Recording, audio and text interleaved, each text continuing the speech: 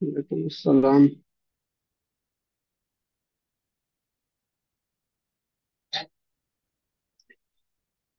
ওকে, so আমাদের last class আমরা scan conversion দেখছিলাম। লাইন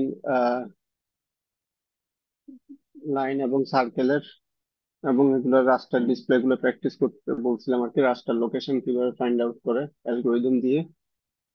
তো আজকে আমাদের টপিক হচ্ছে চ্যাপ্টার 3তেই এখনো।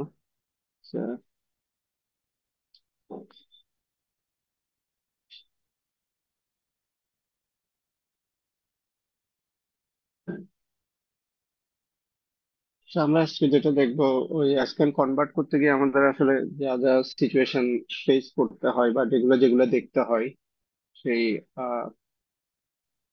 টপিকস গুলো নিয়ে হচ্ছে আজকে আলোচনা। তো এখানে আমরা দেখতে পাচ্ছি কতগুলো আউটপুট প্রিমিটিভ, একটা লাইন দেখতে পাচ্ছি, ড্যাশড লাইন দেখতে পাচ্ছি, মানে বিভিন্ন ডিজাইনের লাইন আর কি, যেগুলো আমরা ইউজুয়ালি ড্র করে থাকি বা আমাদের ওয়ার্ড, এক্সেল, পাওয়ার পয়েন্টে এরকম বিভিন্ন লাইন গুলো শেপ গুলো থাকে। তো এগুলোকে যদি আমরা রাস্টারে চিন্তা করতে যাই, এগুলার রিপ্রেজেন্টেশনটা অনেকটা এরকম হয় আর কি। যেমন সলিডের ক্ষেত্রে কোনো গ্যাপ নাই দেখতে পাচ্ছ, এবার ড্যাশ লাইনে হচ্ছে ইকুয়াল গ্যাপ আছে, ডটেড লাইনে হচ্ছে শুধুমাত্র একটা একটা ডট বসতেছে অনেক দূর পরে পরে।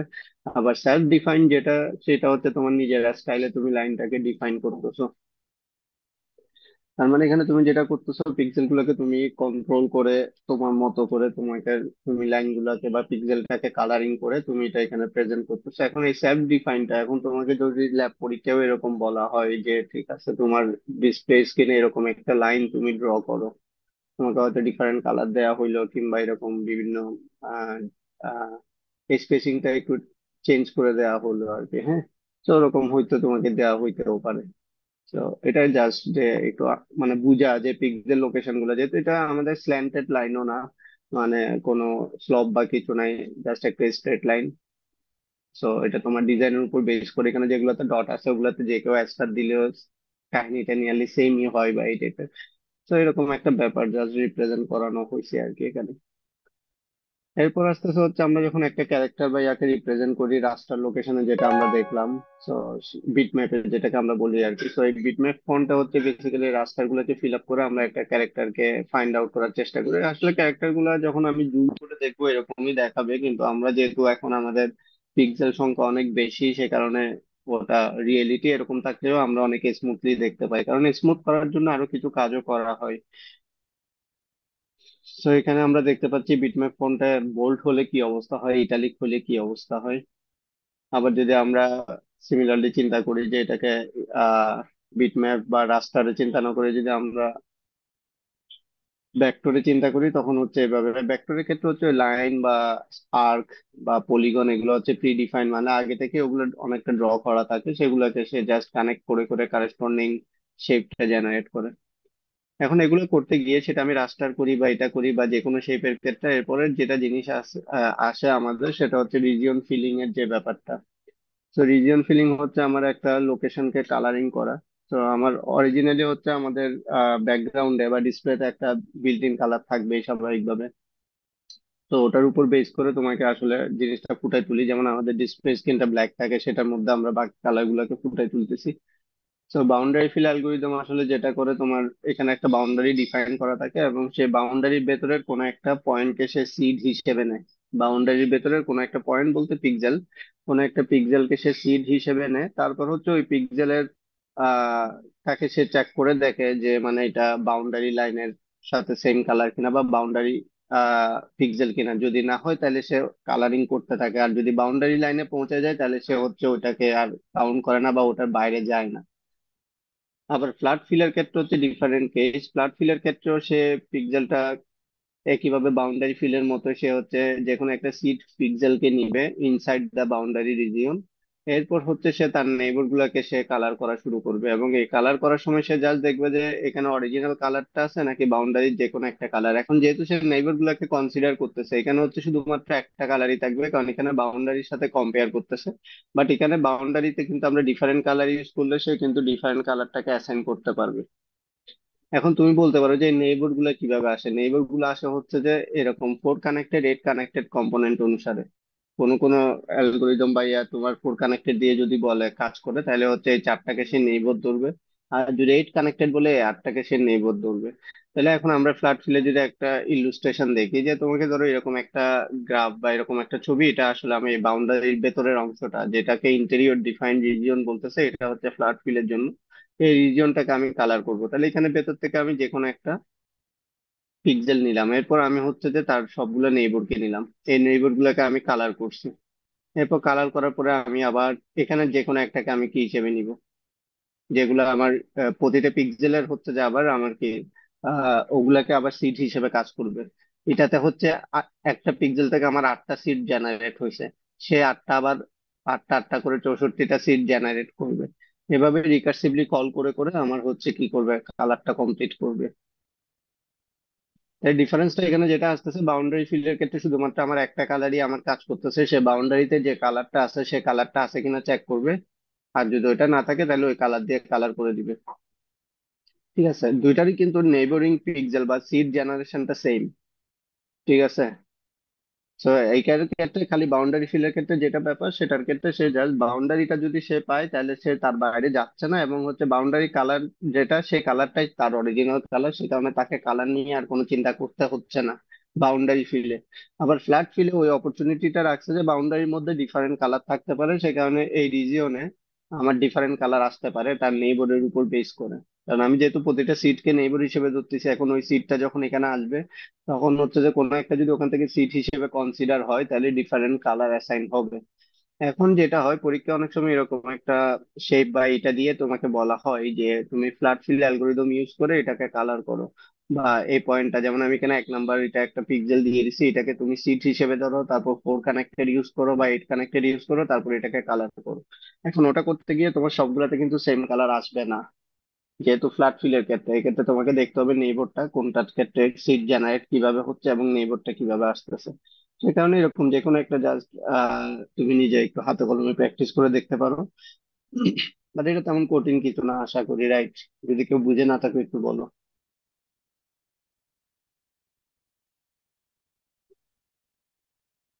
আমি প্রতিটা পিক্সেল যেটাকে আমি স্টার্টিং সিড ধরবো, সেই সিড থেকে আমার ফোর কম্পোনেন্ট কানেক্টেড বা এইট কানেক্টেড দিয়ে আমার ইয়াগুলো জেনারেট হবে, এবং সে আটটা আবার আটটা আটটা করে 64টা হবে আর কি। এবং যেগুলো অলরেডি কমপ্লিট হয়ে যাচ্ছে সেগুলো নিয়ে আমার আর কোনো চাই নাই। আমাকে জাস্ট চেক করবো ফ্ল্যাট ফিলের ক্ষেত্রে অরিজিনাল কালার যেটা ব্যাকগ্রাউন্ড কালার যদি না হয়, তাহলে আমার যেটা সিডের কালার সে কালারটা এখানে অ্যাসাইন হইতে থাকবে।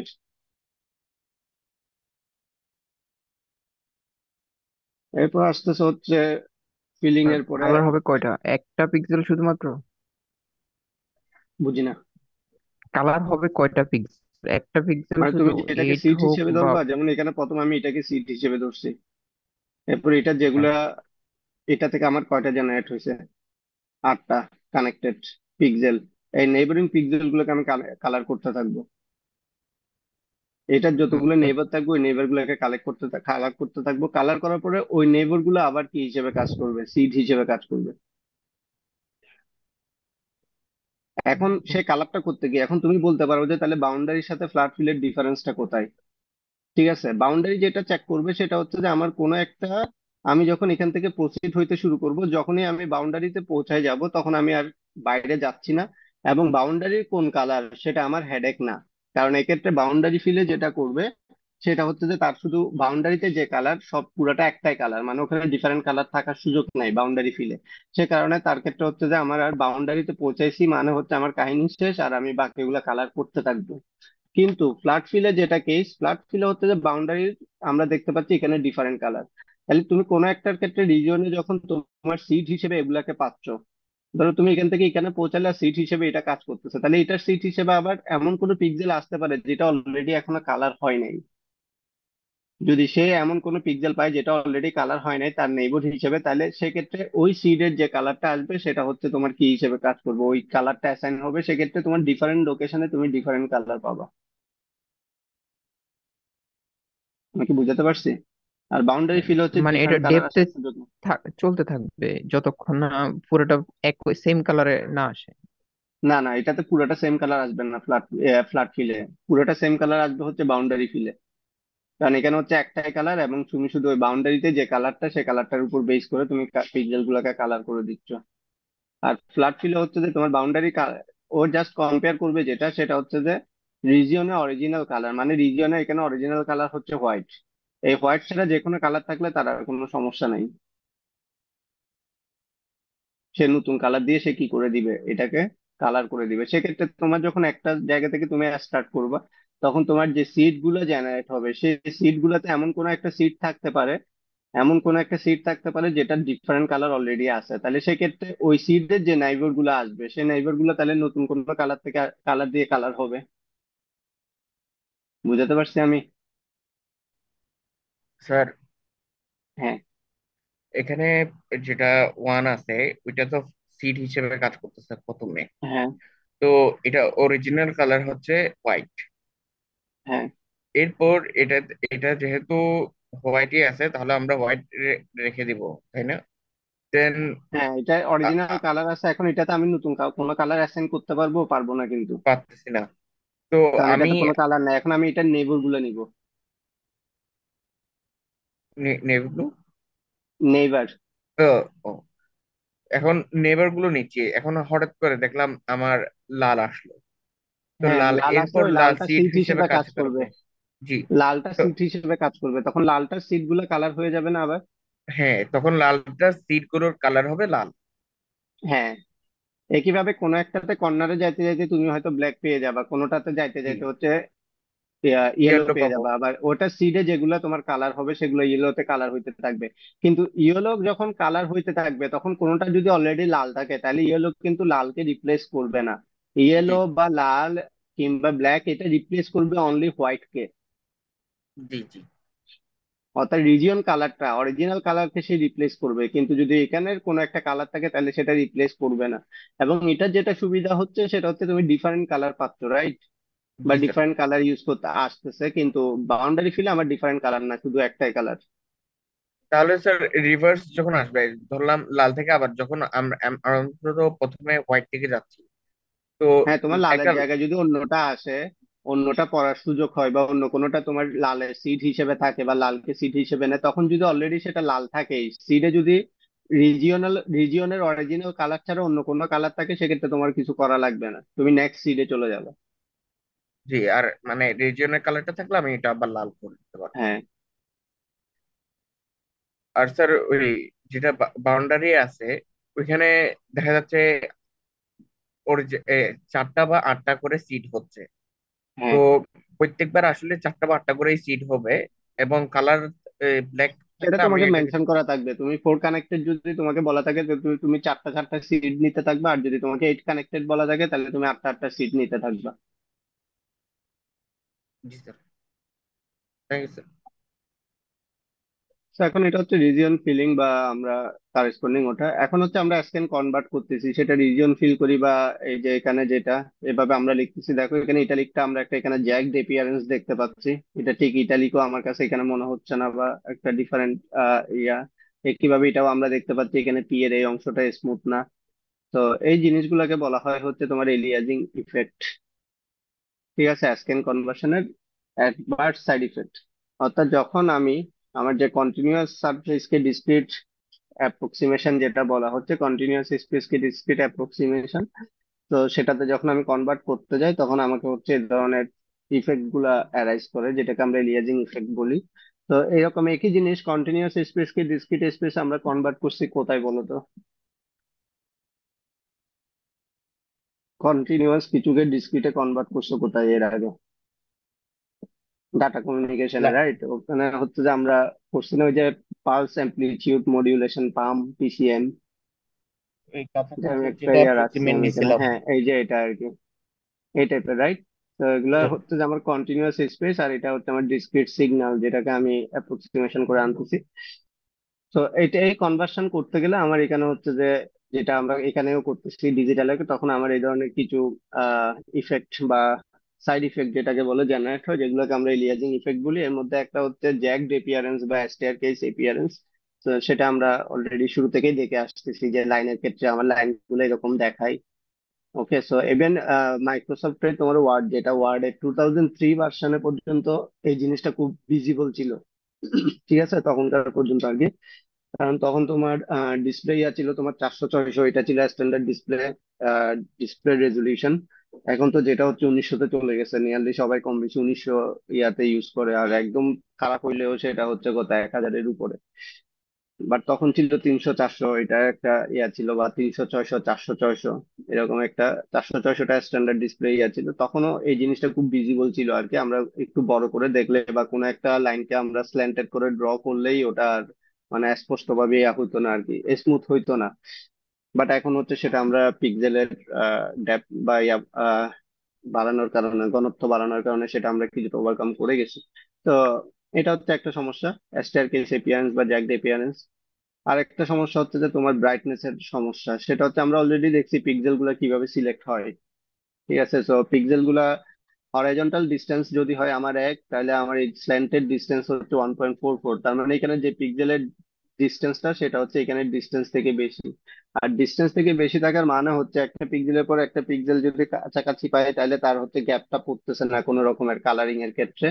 বাট যদি তোমার এই ডিস্টেন্স বেশি হয়, তাহলে হচ্ছে একটা গ্যাপ পড়তেছে, আর গ্যাপ পড়ার কারণে যেটা হয় সেটা হচ্ছে তোমার ব্রাইটনেসটা সেম আসে না। কিন্তু আমাদের স্ক্যান কনভার্সনের ক্ষেত্রে আমরা প্রথম দিন একটা যেটা বলছি, আমরা যে লাইনটা ড্র করব সেটা স্মুথ হতে হবে, থ্রু আউট দ্য লাইনে সেম কালার থাকতে হবে, এবং থ্রু আউট দ্য লাইনে আমার যে হোয়াইট হাইটটা সেটাও সেম থাকতে হবে। এটা একটা গোল ছিল আমাদের স্ক্যান কনভার্সনের। বাট সেটা করতে গিয়ে আমাদেরকে এই প্রবলেমটাও ফেস করতে হচ্ছে, যেটা হচ্ছে আমার আনইকুয়াল ব্রাইটনেস এটা জেনারেট হতে পারে। আর একটা জিনিস যেটা হইতে পারে সেটা হচ্ছে পিকেট ফেন্স প্রবলেম। আমি একটা অবজেক্টকে এখানে প্লেস করতেছি জায়গা মতো, কিন্তু অবজেক্ট গুলো দেখো এখানে দুইটা দুইটা অবজেক্ট একদম বরাবর পিক্সেল এর ভেতরে ইনসাইড দ্য পিক্সেল প্লেস করা গেছে বা প্লেসড হয়েছে।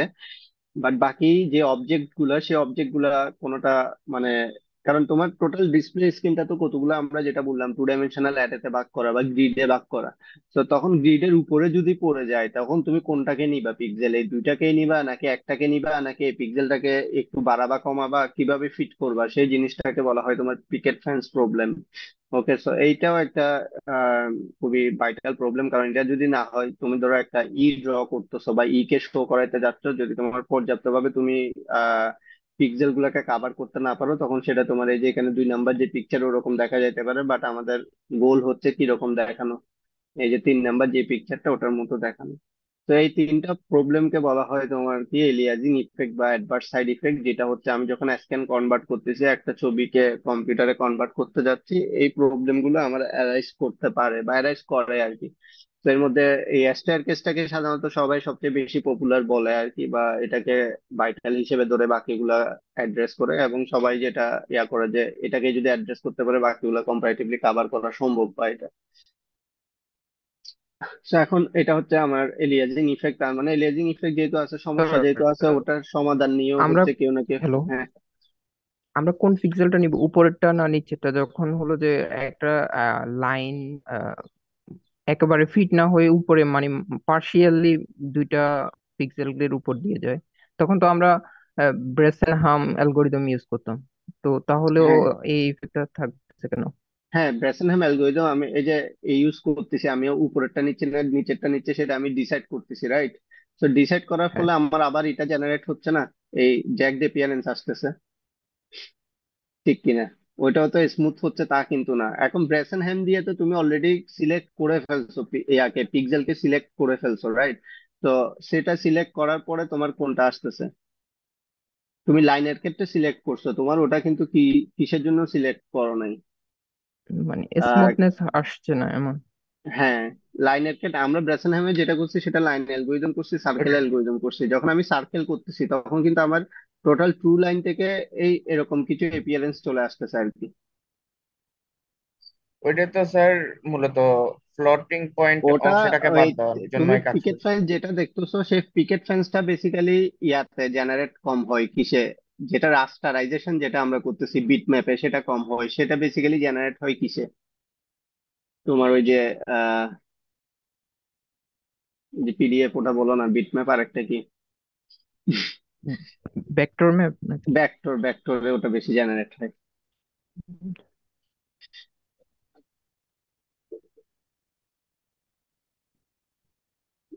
ওকে।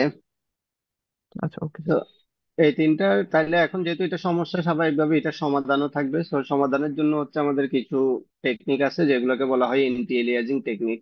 তো এন্টি এলিয়াজিং টেকনিকের গোলটা হচ্ছে যে আমরা এখানে দেখতেছি দুইটা এ, আমরা যেটা গতদিনও দেখাইছিলাম যে জেপিজি হিসেবে যদি তুমি কোনোটাকে সেভ করো তাহলে এই জিনিসটা তোমার দেখা যাবে। সেজন্য আমরা সেটাকে পিডিএফ হিসেবে সেভ করি, যেন হচ্ছে স্কেলেবল হয়, বড় করলেও জিনিসটা দেখা না যায়, কাছাকাছি একটা স্মুথনেস যেন আসতে পারে। তো সেটা আমরা এই দুই পাশের ছবিগুলোতে দেখতে পাচ্ছি, একটা পিডিএফ হিসেবে সেভ করলে অনেকটা নিয়ারলি স্মুথ আমরা জেনারেট করতে পারতেছি, বা খালি চোখে দেখলে এটা ধরা যাচ্ছে না। আবার এই পাশেরটাতে আমরা দেখতেছি খালি চোখেও আমার কি এই জ্যাক অ্যাপিয়ারেন্সটা ধরা পড়তেছে যখন আমি বড় করছি। তো এবং এটা ভাইটাল হয় যখন তুমি বড় পোস্টার বা এগুলো প্রিন্ট করতে যাও তখন আর কি।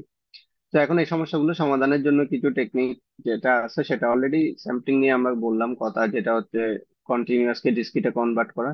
তো সেই সমাধানের টেকনিক গুলোকে আবার দুই ভাগে ভাগ করা হয়েছে, একটা হচ্ছে প্রি ফিল্টারিং আর একটা হচ্ছে পোস্ট ফিল্টারিং। প্রি ফিল্টারিং মানে হচ্ছে স্যাম্পলিং এর আগে তারা সিগন্যাল গুলোকে ফিল্টার করে নেয়, বা তোমার যে ডিসক্রিট কন্টিনিউয়াস যে সিগন্যাল গুলো আসতেছে আর কি, সিগন্যাল বলি বা কন্টিনিউয়াস ইমেজ স্পেস যেটা, সেটাকে সে ফিল্টার করে নেয়। আর একটা হচ্ছে পোস্ট ফিল্টারিং, যেটা হচ্ছে যে স্যাম্পলিং, আগেই স্যাম্পলিং করে ফেলে, পরে সে হচ্ছে ওগুলো অ্যাপ্লাই করে, বিভিন্ন টেকনিক অ্যাপ্লাই করে ওটাকে স্মুথনেসটা করে আর কি, বাড়ায়। তো এখন আমরা যেটা দেখি, প্রথমটা হচ্ছে একটা pre filtering technique, area sampling. এটা কিভাবে করে, তো এখানে আমরা একটা লাইন দেখতে পাচ্ছি। এখানে লাইন মানে আবার ভেতরের ডটেড লাইনটাই লাইন না, এই টোটালটাই একটা লাইন আর কি, যেটা রাউন্ডেড রেক্টেঙ্গেল হিসেবে যেটা দেখতেছো সেটাকে একটা লাইন ধরো, বা রেক্টেঙ্গেল যেটাই ধরো। তো সেটাকে তারা আসলে কিভাবে স্যাম্পল করে, এই লাইনটা হচ্ছে আমার এই পিক্সেল গ্রিডের মধ্যে এভাবে আছে, তখন সে আসলে এই কনভার্সনটা কিভাবে সে করতেছে। তো এখানে আমরা দেখতে পাচ্ছি সে যেটা করে এটাকে স্মুথনেস করার জন্য সে প্রথমে এগুলো সবগুলোর কি বের করে নেয়, কোনটা কতটুকু কাভার করছে প্রতিটা সেলকে, সেই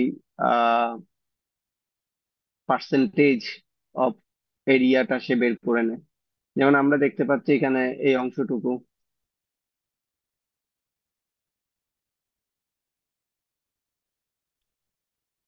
ওকে। তো এখানে একটু বাদ আছে, এখানে একটু বাদ আছে, সে কারণে আমার এই টোটাল এটা হচ্ছে কত, 0.8। আবার এটা খুবই অল্প পরিমাণ কাভার করছে, সে কারণে এটা 0.1। এটা যতটুকু কাভার করছে এটার অ্যাপ্রক্সিমেশন কে সে ধরে নিছে 20%। আবার এটাকে সে ধরে নিছে 60%। সো এভাবে সে এটার একটা অ্যাপ্রক্সিমেট কতটুকু এরিয়া কাভার করছে সেটা নিছে। নেওয়ার পরে সে যেটা করছে সেটা হচ্ছে যে এগুলা থেকে সে একটা থ্রেশহোল্ড অ্যাপ্লাই করছে। ঠিক আছে, ফর এক্সাম্পল থ্রেশহোল্ডটা তোমার হতে পারে 0.5, 0.6, বা এটা, বা এটাও তুমি চিন্তা করতে পারো প্রতিটা কলামে কোনটা হাইয়েস্ট ভ্যালু আছে এর আগের কলামের সাথে ম্যাচ করে। তো এভাবে করে সে যেটা সিলেক্ট করলো ফাইনালি হচ্ছে সে এটা পাচ্ছে। তাহলে এটা প্রথমটা সে নিল 0.8, কারণ এটার ইন্টেন্সিটি অনেক বেশি। এখন 0.8 এর পরে এখানে আমি দুইটা 0.6 পাচ্ছি, তাহলে আমি কোন 0.6টা নিব, কারণ যেটা আমার পাশে আমি সেটা নিব, এটাতে নিলে আমার আনইকুয়াল ব্রাইটনেস এর একটা সমস্যা আছে।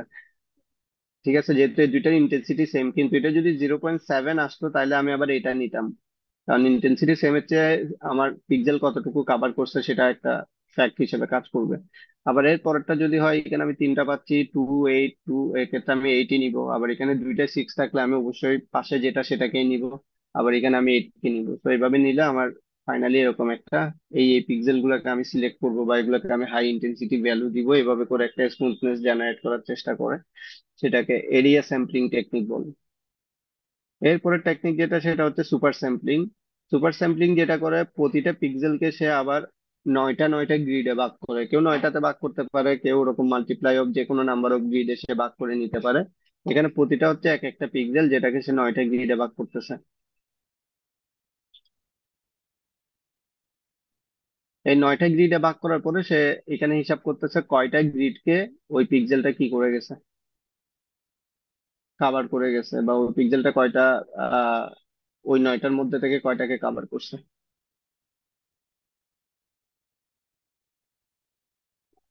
ঠিক আছে, তো এখানে যেহেতু পিক্সেলের মাঝখানে লোকেশনটাকে, এই পয়েন্টটাকে সে বেসিক্যালি টার্গেট করছে, যেমন এখানে এই এই এই দুইটা সে কাভার হয়েছে, এটা এবং এটা, সেই কারণে এটা 2/9।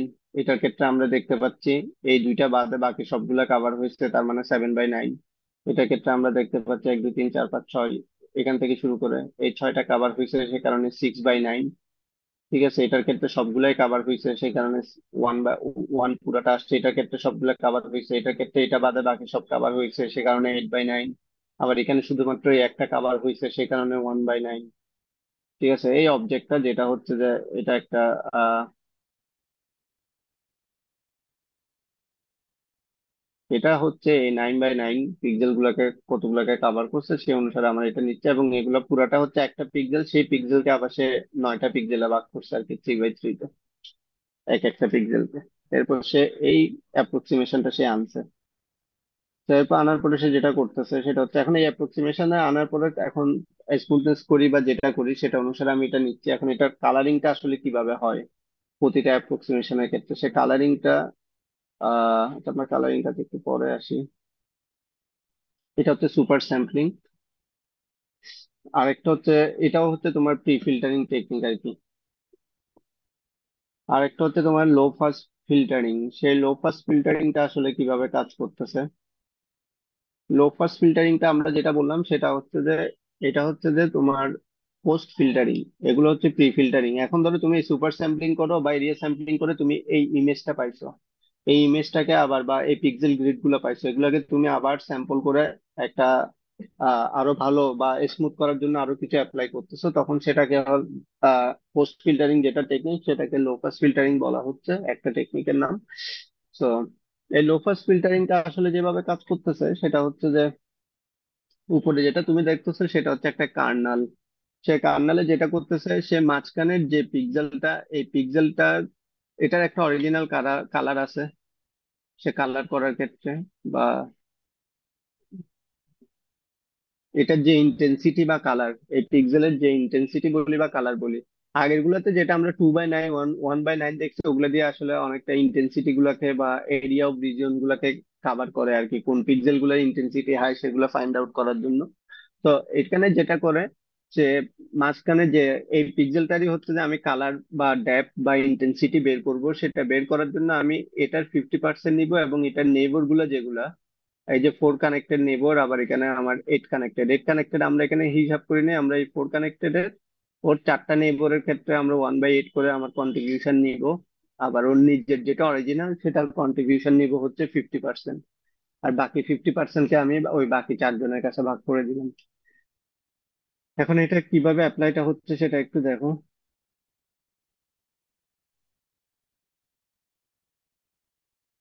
এটাকে তুমি প্রথমে এখানে বসাইলা, ঠিক আছে? তো এখন তোমার এটা হচ্ছে তোমার সেন্টার পিক্সেল যেটা তুমি হিসাব করতেছো। এখন তোমার এখানে বাকিগুলো যদি বসাও, এখানে কোনোটার কোনো ভ্যালু আসে না।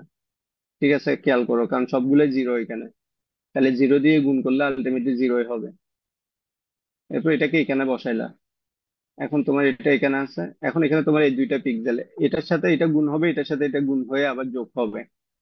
তাহলে 1/8 এর সাথে 1 গুণ হলে 1/8 থাকবে, আবার 1 এর সাথে 0 গুণ হলে তো 0 হয়ে যাবে। তাহলে ফাইনালি আমার এই পিক্সেলের যে মানটা সেই মানটা হবে কত, 1/8। আগে কিন্তু এখানে কোনো মানই ছিল না, এখন হচ্ছে তোমার নেইবরের উপর বেস করে তুমি এখানে একটা মান অ্যাসাইন করতেছো। একইভাবে দেখো এখানে এই ভ্যালুটা 1/8 আসছে।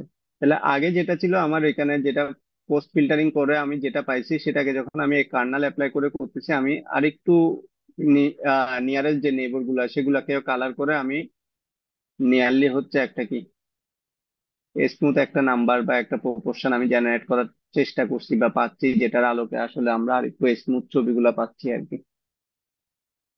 আমি কি বুঝাতে পারতেছি? লোপাস ফিল্টারিংটা এটা হচ্ছে পোস্ট ফিল্টারিং টেকনিক, আর এর আগে দুইটা যেগুলো দেখছি ওগুলো হচ্ছে প্রি ফিল্টারিং টেকনিক। এই দুইটারই মেন কাজ হচ্ছে আমার যে জ্যাগড অ্যাপিয়ারেন্স বা যেগুলো আসতেছে সেগুলোকে কি করে নেওয়া, রিডিউস করে নেওয়া।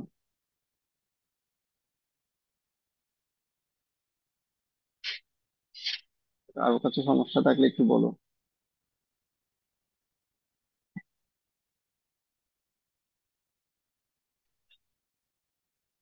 এরপর ফাইনালি যেটা সেটা হচ্ছে পিক্সেল ফেজিং। পিক্সেল পিক্সেল ফেজিংটা যেটা একটু আগে আমরা যেটা ওই যে পিকেট ফেন্সে যেটা দেখাইছিলাম যে পিক্সেল গুলো জায়গা মতো বসতেছে না বা অবজেক্ট গুলোকে প্লেস করা যাচ্ছে না। তো সেজন্য হচ্ছে যে আমার এই যে পিক্সেল গুলা থাকে এটা হচ্ছে হার্ডওয়্যার বেসড। তো হার্ডওয়্যারের টেকনিকটা এমন ভাবে অ্যাপ্লাই করা থাকে যেন তোমার এই যে পিক্সেল গ্রিড গুলোকে সামান্য পরিমাণ কি করা যায়, একটু সরানো বা নড়ানো চড়ানো যায় আর কি, যাতে অবজেক্টটা প্রপারলি বুঝতে পারে। তো সেটাকেই বলা হয় তোমার পিক্সেল ফেজিং। এটা হচ্ছে অনেকটা এরকম, দেখো আমি এই ছবিটাকে আমি প্লেস করতে যাচ্ছি, আর এই লাইনটাকে আমি আসলে প্লেস করতে যাচ্ছি, তখন আমার এভাবে পিক্সেল গুলা দিয়ে আমার লাইনটা গেছে। আমি যখন সিলেক্ট করতেছি ব্রেসেনহেমে সিলেক্ট করি বা যেটাতে সিলেক্ট করি না কেন, আমার লাইনটা ধরো এরকমই হয়েছে আর কি। এই লাইনের জন্য আমার এই পিক্সেল গুলো সিলেক্ট হয়েছে। এখানে যেগুলো সার্কেল এগুলো হচ্ছে পিক্সেল। তো সেই পিক্সেল গুলা তো কখনোই কিন্তু আমার কি আসতেছে না, স্মুথ আসতেছে না, যেটা আমরা অলরেডি আমাদের রাস্টার লোকেশনে যখন আমরা বের করছি আমরা দেখছি। তখন এই পিক্সেল গুলোকে একটু নাড়াই চাড়াই ওরা কি করে নিছে, অনেকটা লাইনের মধ্যে আনার চেষ্টা করছে। ঠিক আছে, অরিজিনাল যেটা ট্রু লাইন সেটার মধ্যে, তো সেই টেকনিকটাকে পিক্সেল ফেজিং বলতেছে। এগুলো হচ্ছে আমাদের এন্টি এলিয়াসিং টেকনিক। আমরা আরেকবার যদি একটু দেখি, যে আমাদের সমস্যা ছিল হচ্ছে যে আহ তিনটা সমস্যা: একটা স্ট্যাটকেস অ্যাপিয়ারেন্স, আর একটা হচ্ছে আনইকুয়াল ব্রাইটনেস, আর একটা হচ্ছে পিকেট সেন্স প্রবলেম। তো এগুলা হচ্ছে আমার যখন আমি কনভার্ট করতেছি, সেটা আমি ব্রেসেনহেম লাইন অ্যালগোরিদম দিয়ে করি বা মিড পয়েন্ট সার্কেল অ্যালগোরিদম দিয়ে করি, যেটা দিয়ে কনভার্ট করি না কেন আমাকে এই সমস্যাগুলো জেনারেট হবে। তো সেই সমস্যাগুলো অ্যাভয়েড করার জন্য আমাকে হচ্ছে কি করতেছি, আমরা এন্টি এলিয়াজিং টেকনিক গুলো ইউজ করতেছি। এগুলো বিভাগে বিভক্ত, একটা হচ্ছে প্রি ফিল্টারিং আর একটা পোস্ট ফিল্টারিং। প্রি ফিল্টারিং মানে হচ্ছে স্যাম্পলিং। এখানে যেটা স্যাম্পলিং বলা হচ্ছে মানে এই কনভার্সনটাকে স্যাম্পলিং বলতেছে, কন্টিনিউয়াস থেকে ডিসক্রিটে ডিজিটালে নিয়ে আসাটা। তো এই প্রি ফিল্টারিং মানে হচ্ছে ডিজিটালে আসার আগে সেটাকে স্মুথ করে নেওয়া। এখন স্মুথনেস বলতে আসলে তুমি কি বুঝতেছো ডিজিটালে আসার আগে? সেটাকে যদি আমরা একটু গ্রাফিক্যালি দেখতে যাই বা আমরা অনেকটা এভাবে চিন্তা করতে পারি, সেটা হচ্ছে ধরো তোমার এই যে এটা একটা সিগন্যাল, সিগন্যাল মনে করো।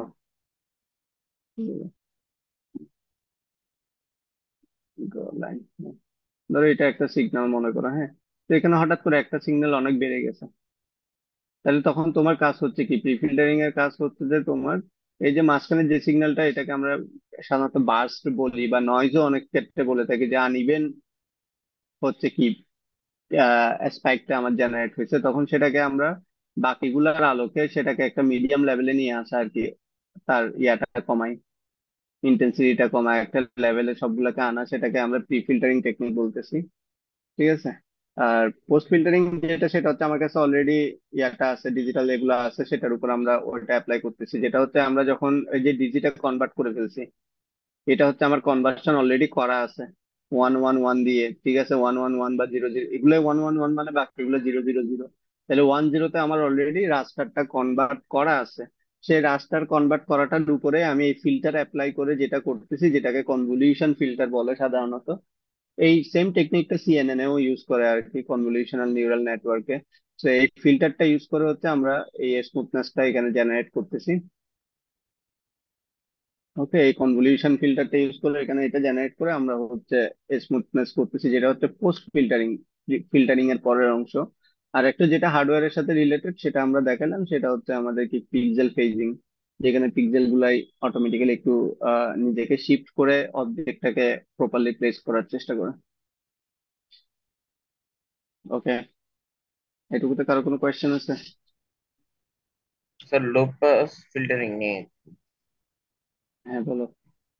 স্যার লো পাস ফিল্টারিং এর মধ্যে ওই যেটা ঘটতেছিল, আমি যেটা বুঝছি এটা শিওর হচ্ছে, সেটা হচ্ছে আমার প্রথমে 111 দিয়ে পিক্সেল এটা কাভার করা হয়ে গেছে। হ্যাঁ, তো এটা আমার কাভার হওয়ার, অলরেডি কনভার্টেড। জি, কভার হওয়ার পর আমি ওই ভ্যালুগুলো, এটা কি র্যান্ডমলি নেওয়া নাকি আসলে কিভাবে নেই এটা? কোনটা, এই যে এখানে কার্নেলের ভ্যালুগুলা? জি স্যার। হ্যাঁ, এই ভ্যালুগুলা হচ্ছে যে র্যান্ডম, র্যান্ডম বলা হয় না, এগুলা হচ্ছে যে তোমার, যেমন এটার ক্ষেত্রে একটা লজিক আমরা বললাম যে আমি 50% অরিজিনাল কালার থেকে নিচ্ছি, অরিজিনাল যে পিক্সেলটার কালার, যেহেতু আমার অরিজিনাল জি পিক্সেল স্যার। এটা, সেটা থেকে আমি 50% নিচ্ছি, আর তার নেইবার গুলো থেকে এত পার্সেন্ট নিচ্ছি। এখন আমি বলতে পারি অরিজিনাল থেকে আমি 60% নিবো, সেটাও বলতে পারি অরিজিনাল থেকে আমি 70% নিবো। তার মানে সেটা আমার উপর ডিপেন্ড করতেছে, সেটা কোনো হার্ড এন্ড ফাস্ট রুল নাই।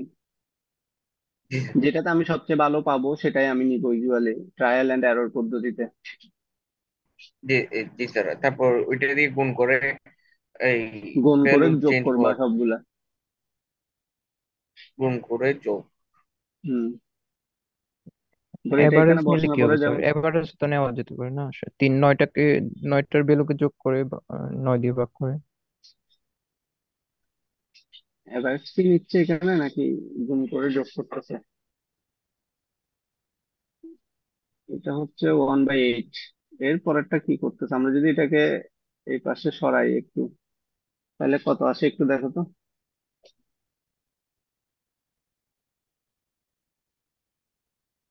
এটাকে যদি এই জায়গায় প্লেস করো,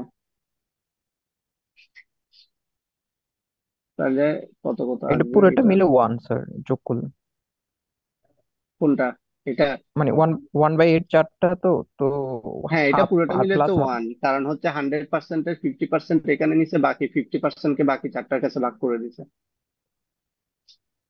আমি সেটার কথা বলতেছি না, যখন তুমি কনভার্ট করতেছো, যেমন এটা ক্ষেত্রে আমরা এই দুইটা থেকে আসতেছে 1/8, রাইট? জি স্যার। তো এটাকে যদি আমি আরেকটু শিফট করি, তাহলে আমার কত আসে?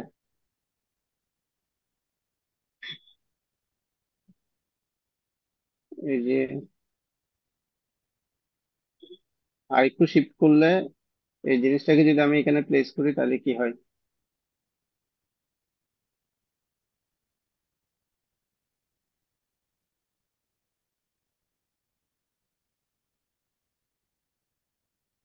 এখানে যদি প্লেস করি, তাহলে কোনটা কোনটা হবে বলো তো? স্যার এখানে, এটা 1/8 হবে, রাইট? জি স্যার, এটা 1/8 নিচেরটা হবে। 1/8। তাহলে 1/8, 1/8, তাহলে 2/8, তাহলে 2/8 হলে এটার মান হবে কত? 1/4, ঠিক কিনা? জি স্যার। তাহলে ইয়েস দেখো স্যার। এই পরেরটাতে আছে কিনা 1/4, 1/8 এর পাশে 1/4 আছে। জি। বুঝছো? তো এটাকে যদি আবার এটা এই পাশে নিয়ে যাই, তাহলে কোন পিক্সেলটা বের হবে? এটারটা বের হবে, রাইট? জি স্যার। তাহলে এটা হচ্ছে 1/2, 1/8, 1/8। তাহলে কত হয়? 1/2, 1/8, 1/8।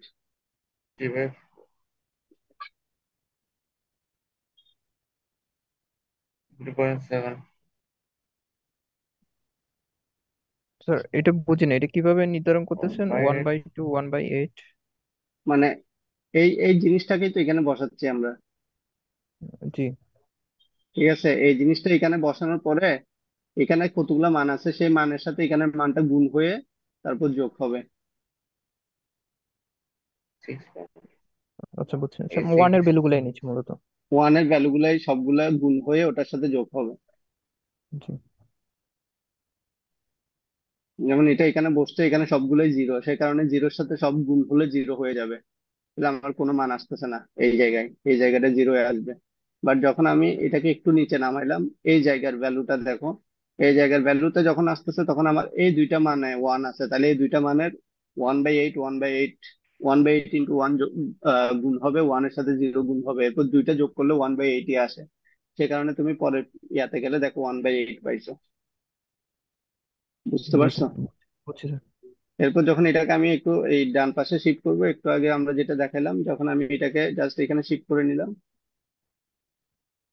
তখন হচ্ছে আমি এই দুইটাতে একটা 1/2 পাচ্ছি, আর একটা 1/8 চাচ্ছি। 1/8 পাচ্ছি। তো না, এটা 5/8 হিসেবে রাখছো?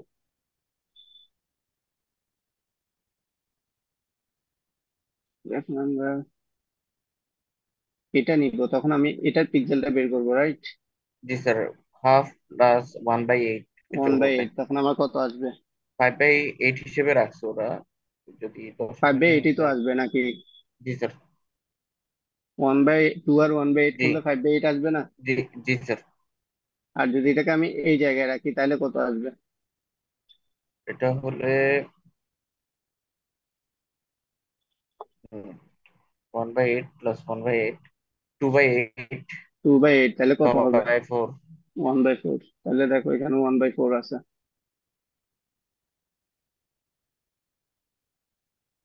ক্লিয়ার? জি স্যার।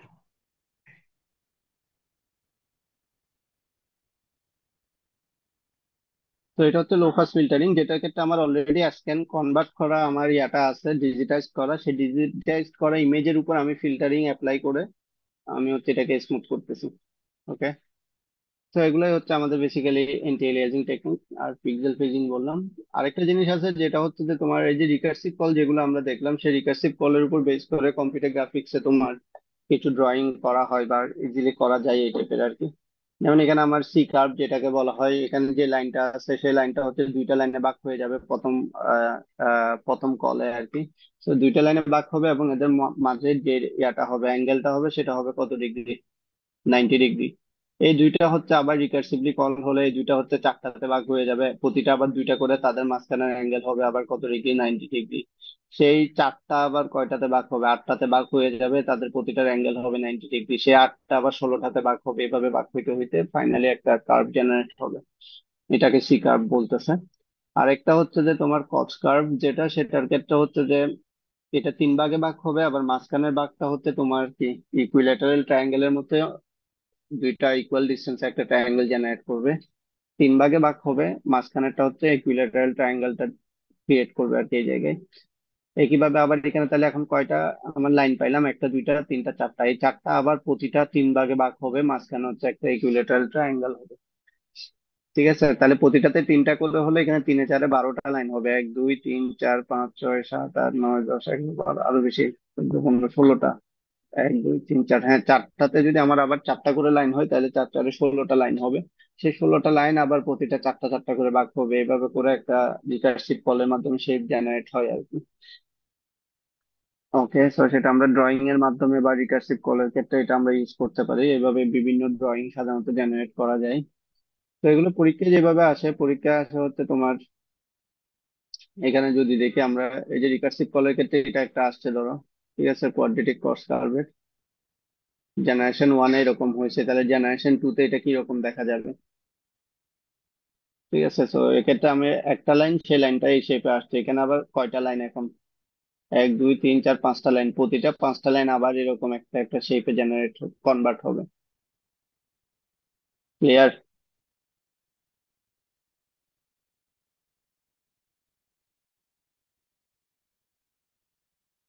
এটার সেকেন্ড ভার্সনটা কেউ করতে পারবে? একটু করে দেখো। একইভাবে হচ্ছে যে আমরা একটু আগে যেটা দেখলাম, এই যে তিনটা adverse, major adverse side effect কি সেটা তো আমরা দেখলাম। এবং লো পাস ফিল্টারিং, এখানে আমি আমার মতো একটা কার্নাল দিয়ে দিছি, এখানে আমি কিছু ভ্যালু দিয়ে দিছি, পিক্সেলের ভ্যালু, র্যান্ডমলি বা যে কোনো ডিজিটাল ভ্যালু। এখন তোমাকে এই কার্নালটা এখানে অ্যাপ্লাই করে যে ম্যাট্রিক্সটা জেনারেট হবে সেটা দেখাতে হবে, রিঅ্যাসাইন করতে হবে আর কি ভ্যালু গুলোকে পিক্সেল গ্রিডে। এটা হচ্ছে আমাদের ওই যে লো পাস ফিল্টারিং টেকনিক, একটু আগে যেটা দেখলে সেটার মতো করে। আবার আর কিভাবে এখানে কি আসছে, আরেকটা পরীক্ষায় যেটা আসছে যে এখানে আবার কস্ট কার্ভের আরেক ডেফিনিশন আসছে, ফার্স্ট জেনারেশন এটা, সেকেন্ড জেনারেশন এটা, থার্ড জেনারেশনটা কি হবে সেটা তোমাকে বের করতে হচ্ছে। এরপর ক্যাপচারিং এবং এটা তো আরেকটা। এবার white slanted lines look comparatively dimmer than the straight line. Slanted line গুলা কেন একটু ডাল দেখায় কালারের ক্ষেত্রে স্ট্রেট লাইনের তুলনায়, সেটার আনসারটা হচ্ছে কোথায়? সেটার আনসারটা হচ্ছে এটা, এই যে পিক এটা, পিক আনইকুয়াল পিক্সেলের ব্রাইটনেস। দূরত্ব বেশি। হ্যাঁ, পিক্সেলের দূরত্ব বেশি, সেটা ঠিক আছে, আনইকুয়াল ব্রাইটনেস, এটার জন্য স্ল্যান্টেড লাইন হচ্ছে আমার ডিম দেখায় কম্পারেটিভলি স্ট্রেট লাইনের তুলনায়। ঠিক আছে। একইভাবে আরেকটা জিনিস আছে, ইন্টারেস্টিং জিনিস, সেটা হচ্ছে কালার যখন করে সে কালারটা আসলে কিভাবে করে আর কি, যেটা এই জায়গায় আমি দেখাতে চাচ্ছিলাম। হ্যাঁ, এখানে। ওকে, সো এই জিনিসটা একটু আমরা দেখি।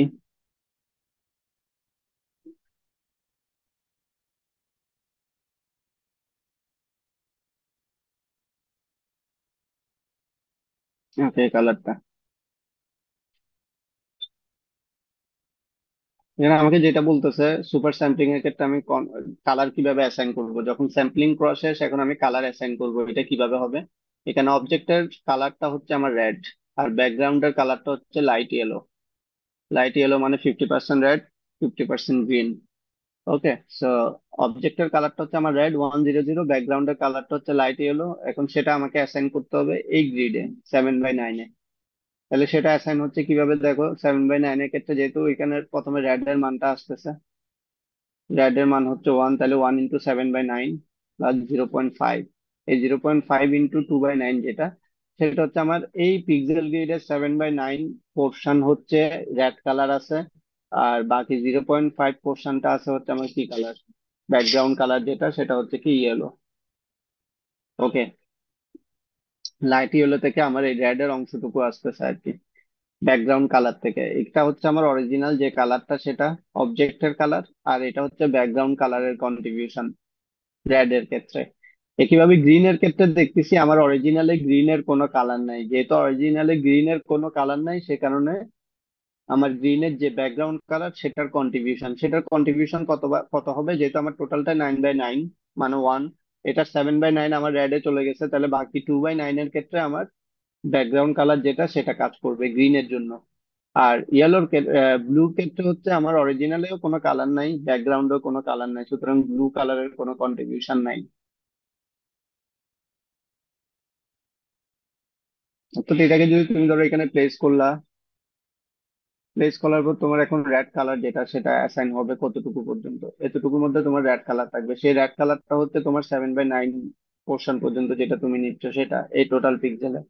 আবার বাকি যেটা অংশটা আছে সেই অংশটার সেটাতে তোমার হচ্ছে কি অ্যাসাইন হয়ে যাচ্ছে, ওই যে ব্যাকগ্রাউন্ডের যে কালারটা ইয়েলো কালারের যেটা কন্ট্রিবিউশন সেটা গিয়ে অ্যাসাইন হবে। তো সেই নতুন তোমার যে কালার 8 জিবির যে নতুন ভ্যালু হবে সেটা আসলে আমার কি জেনারেট হচ্ছে, এই নতুন 8 জিবি ভ্যালু এই পিক্সেলের জন্য হচ্ছে এটা।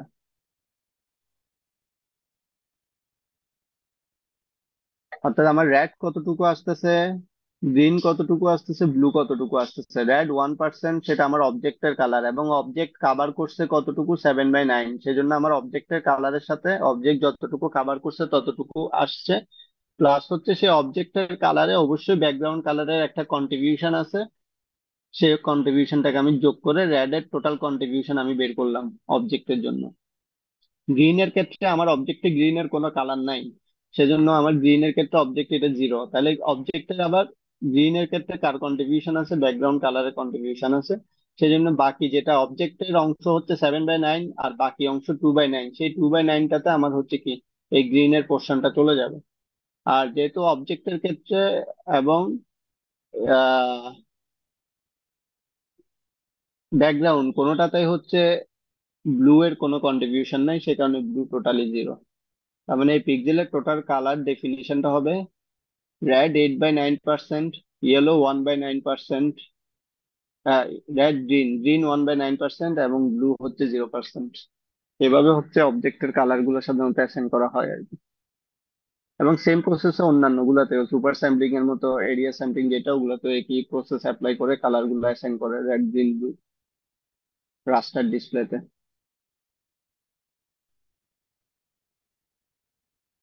তো তোমাকে পরীক্ষায় এরকম একটা দিয়ে দিলে বা এখানে একটা শেপ দিয়ে দিলে, যদি বলা হয় এই কালারটার এটার ক্ষেত্রে 8 জিবির মান কত হবে, তখন তুমি জাস্ট এই ফর্মুলা বা এই টেকনিক অ্যাপ্লাই করে এটা বের করে নিবা, এই আর কি। সেগুলো হচ্ছে চ্যাপ্টার 3-তে আর কি, বাকি অংশ এগুলোই ছিল। তো আমাদের আপাতত চ্যাপ্টার 3-তে আর কিছু নাই। তো সেগুলো যদি আমরা এক্সারসাইজ দেখি, চ্যাপ্টার 3-তে এক্সারসাইজ 3.17 অলরেডি আমরা বলছি। So, এবার যেটা দেখতে পারো,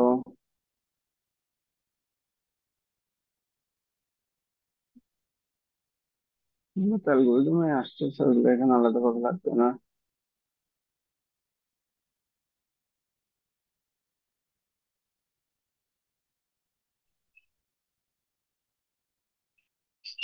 3.27, তারপর হচ্ছে 3.28,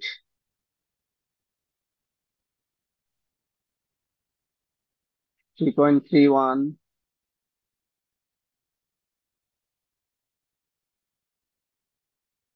3.32।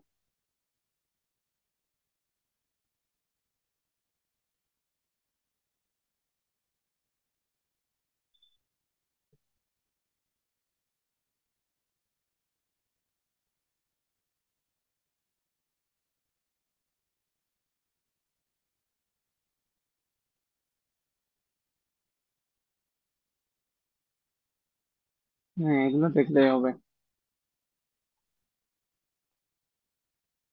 ওকে, আরো কোনো কোয়েশ্চেন থাকলে বলতে পারো।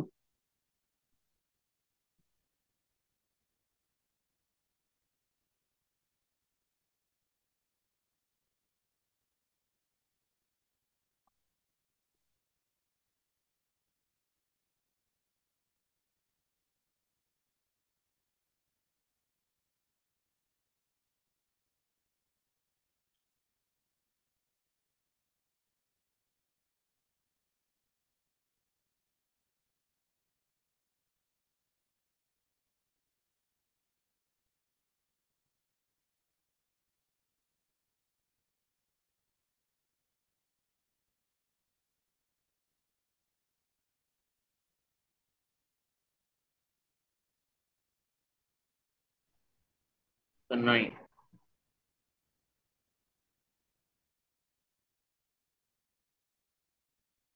ঠিক আছে, তাহলে আজকে এটুকুই। আর কতদিন ওগুলো প্র্যাকটিস করছিল কেউ? সার্কেল আর line, Bresenham line, line, mid point circle, Bresenham সার্কেলের রাস্টার লোকেশন বের করে কেউ দেখছিল কিনা?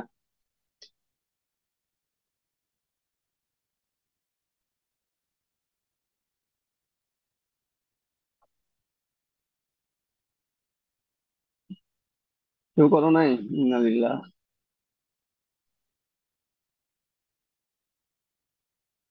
কাইন্ডলি একটু করে রাখলে সুবিধা আর কি, পরে আর ঝামেলায় পড়বো না। Sir mid point circle algorithm একটা প্রবলেম দিয়েছিলাম ওইটা।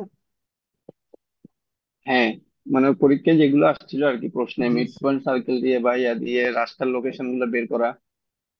জি, দুটো করেছিলাম বাট রাফ করা হয়েছিল, ফর্মালি না, লেখা গ্রাফ হয়নি, না রাফ করে। করলেও চলে, তুমি পয়েন্ট গুলো বের করে রাখলে।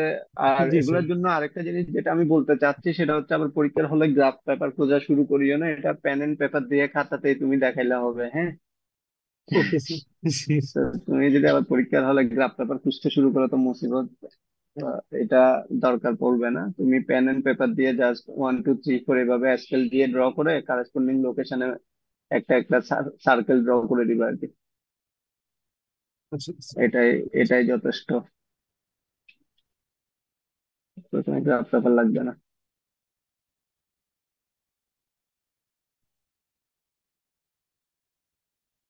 ঠিক আছে, তাহলে আজকে এটুকুই। আল্লাহ হাফেজ।